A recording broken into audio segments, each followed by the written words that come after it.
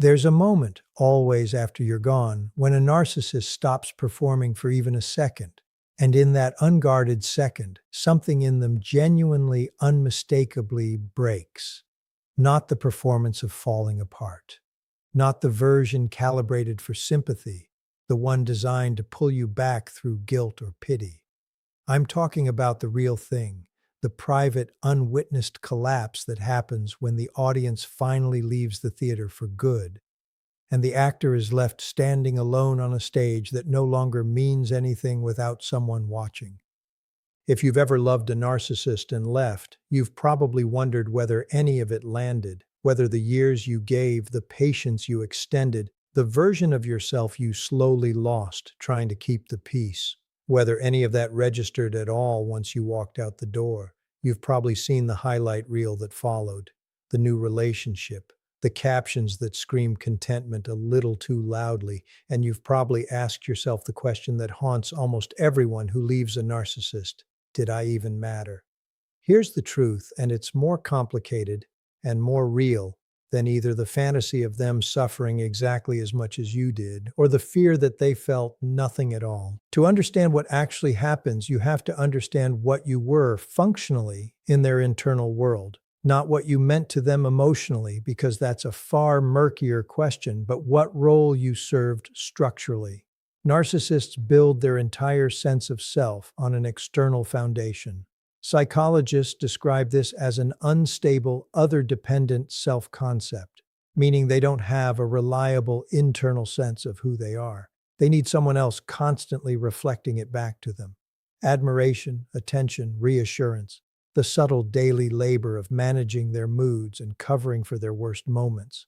All of it functions as scaffolding for an identity that has no load-bearing walls of its own. You were that scaffolding, maybe for years, and when you leave, you don't just remove a partner from their life. You remove the structure itself. What's left standing underneath, the actual unsupported self, is something most narcissists have spent their entire adult lives arranging their world specifically to avoid ever having to look at directly. This is why the falling apart is real. Even when it doesn't look like what you'd expect, it rarely looks like sobbing, like desperate pleading, like the dramatic unraveling you might picture if you're imagining some kind of poetic justice. Narcissistic collapse is quieter than that and far more insidious, because it isn't built to be witnessed. It's built to be denied, even by the person experiencing it. What it actually looks like in the early days and weeks is a strange, frantic acceleration, a rush to fill the vacancy before the emptiness has time to be felt in full. New attention sought out almost compulsively, a new relationship that moves at a speed that would alarm anyone paying close attention. Not because they found something real that fast, but because slowing down means sitting inside a silence they have no tools to survive. This is the part almost nobody tells you, and it's the part that will change how you understand everything you're watching from a distance. Speed isn't strength. Speed is panic wearing a very convincing disguise. Underneath that panic, something structural is failing in real time. Because here's what a narcissist has almost never had to face before you: sustained, permanent absence from someone who saw them completely and chose deliberately not to come back. Every previous rupture in their life likely had an escape hatch, a slow fade instead of a clean break, a mutual friend group that kept the door cracked open, an ex who eventually reached out first because the silence became unbearable for them before it did for the narcissist. What you're doing by leaving and staying gone is closing every hatch at once, and a structure that's never had to stand without external support, suddenly asked to stand entirely on its own, doesn't do it gracefully. The first sign of the collapse is almost always emotional dysregulation that starts leaking into places it was never allowed to leak before. The mask, which used to hold flawlessly in public because you were quietly managing every crack behind the scenes, starts to show its seams in front of people who've never seen it slip. An outburst at a restaurant, a cold, cutting comment to a friend who didn't deserve it, a pattern with the new partner that surfaces in weeks instead of years, because there's no one left running interference, softening the landing, translating the worst moments into something more forgivable before anyone else has to witness them raw. You did that job for so long you probably don't even remember what it felt like to not be doing it. And its sudden absence doesn't just affect them emotionally, it affects how the entire world starts to experience them, which means the falling apart isn't hidden anymore. It's visible slowly to everyone who used to only see the curated version you spent years protecting. And underneath all of that visible unraveling, something even more private is happening.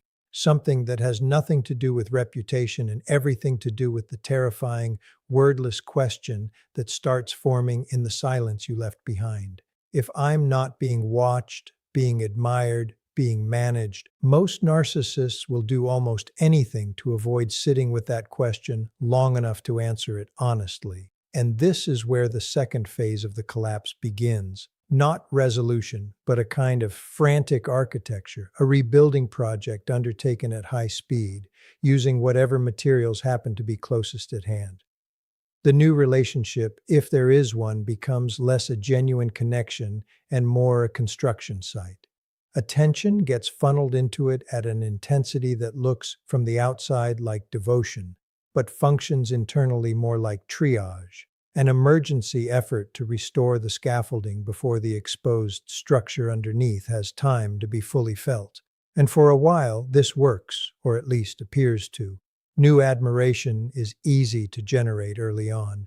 Anyone can be dazzling in the first months of a relationship before the cracks have had time to show, before the patterns have had time to repeat themselves enough to become undeniable. But here's what almost never gets talked about, the detail that changes the entire trajectory of what happens next. The new person doesn't know what you knew. They haven't spent years being slowly, invisibly trained to read the specific weather patterns of this particular narcissist's moods. They don't know which silences mean danger and which mean nothing. They don't know how to de-escalate an argument using the exact phrase that used to work, because that phrase was never universal. It was calibrated to you, to the specific relationship you built out of years of trial, error, and quiet sacrifice. And so the new scaffolding, however enthusiastically it's constructed, is structurally weaker than what you provided. It bends in places yours never did. It cracks under weight yours used to absorb without either of you even noticing. This is when the falling apart accelerates rather than resolves, because now the narcissist is facing a compounding problem. The original wound, the exposed, unsupported self your absence revealed, hasn't healed, and the replacement structure meant to cover it is failing faster than the first one ever did.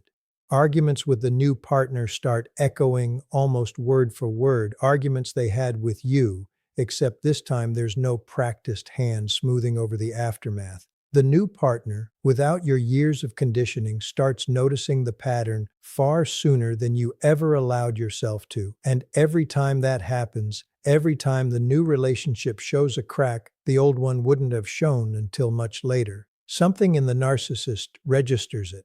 Not consciously, not in words they'd ever say out loud, but somewhere underneath, in the part of them that is quietly, permanently keeping score.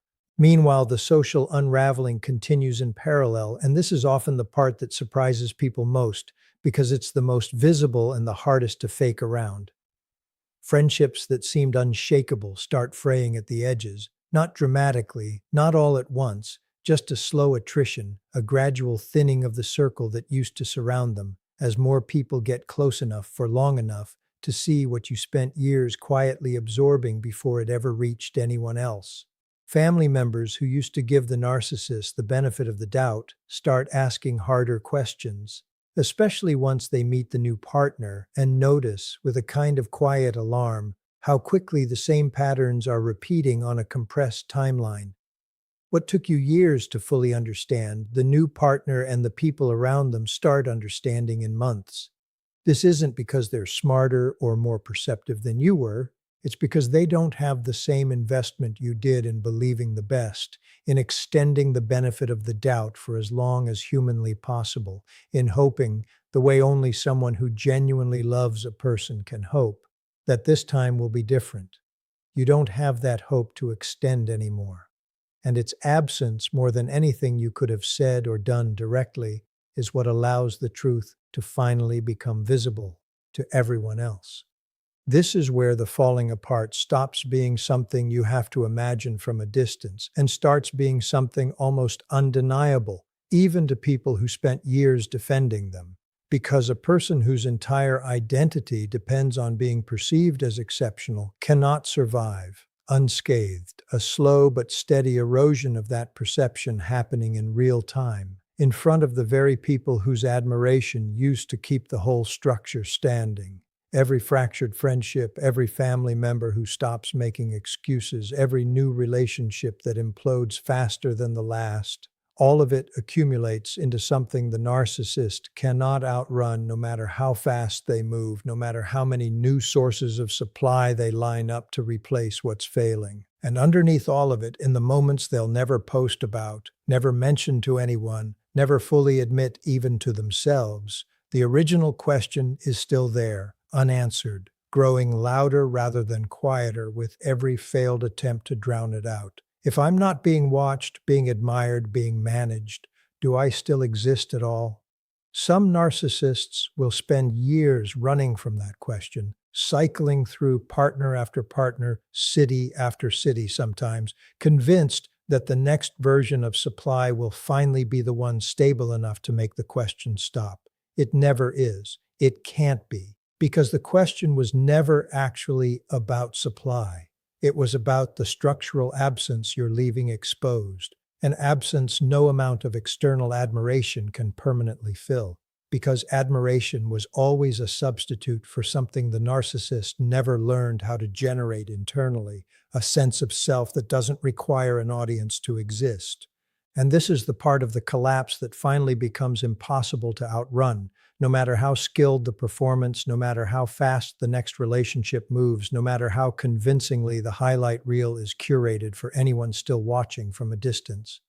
Because eventually, the performances start requiring more energy than they generate. This is the exhaustion almost nobody talks about when they picture a narcissist's collapse, not a single dramatic breakdown, but a slow, compounding fatigue that comes from running a system that was never built to be self-sustaining, without the one person who used to quietly keep it running in the background. Every new relationship that has to be built from scratch, without your years of accumulated understanding, takes more effort to maintain and delivers less in return.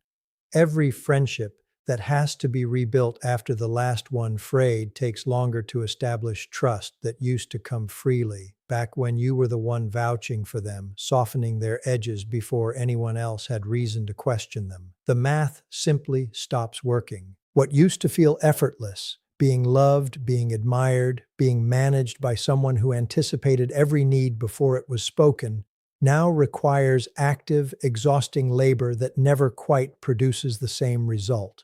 This is when the falling apart stops being deniable, even to them, not because of some single catastrophic event, but because the accumulated weight of everything since you left finally becomes too heavy to keep dressing up as thriving. The insomnia that started as an occasional bad night becomes a pattern they can't outrun. The restlessness that used to surface only occasionally now colors most ordinary moments, a hollowness that follows them into rooms full of people telling them how wonderful they are. A hollowness that external validation used to fill instantly and now barely touches at all. Something in the system has genuinely, permanently changed, and no amount of new supply, new relationships, new curated versions of a thriving life can fully restore what your absence took with it. I want to be honest with you about what this collapse is not, because it's important not to romanticize it into something it isn't. It is not necessarily remorse. Falling apart is not the same as understanding why. And understanding why is not the same as changing. Some narcissists will spend years in this exact state, unraveling slowly, quietly, permanently altered by what you're leaving exposed, without ever connecting the collapse to its actual cause. They'll blame the new partner for not being enough. They'll blame friends for not understanding them. They'll blame circumstance, bad luck, a world that simply stopped appreciating someone as exceptional as they know. Somewhere underneath everything, they still need to believe themselves to be. The falling apart is real. The self-awareness required to learn from it is a separate, much rarer thing, and you cannot control which one happens, and you were never responsible for making sure it was the second one instead of the first. What you can know with total certainty is this: your absence was never inert. It was never a neutral thing that simply happened and left no trace. It was the removal of the exact structure that had been holding a fragile external identity upright for years, possibly for the entirety of the relationship, possibly longer than that. And structures that lose their support don't stay standing out of nostalgia. They fall slowly or quickly, visibly or privately, but they fall. And nothing about that falling required your continued presence, your continued suffering, or your continued involvement in any way. This is the ending you get to have, even if you never see a single piece of evidence of it yourself. You don't need to witness the collapse to know it's real. You don't need confirmation from mutual friends. Don't need to check the social media that used to be a highlight reel, and now, if you looked closely enough, might tell a very different story. You already know what you were carrying because you carried it for years, invisibly, exhaustingly, without ever once being thanked for the weight of it. And you already know with total clarity what happens to a structure once its foundation walks away and doesn't come back. It falls, quietly or loudly, in front of an audience or entirely alone. But it falls every time because it was never actually standing on its own to begin with. You were never the lucky one for having found them. They were the lucky one, for as long as it lasted, to have had someone willing to hold up something that was never built to stand on its own. And now, for the first time and longer than either of you probably realized, they have to find out, alone, without you there to soften the answer, exactly how much of themselves was actually real and how much of it was only ever you.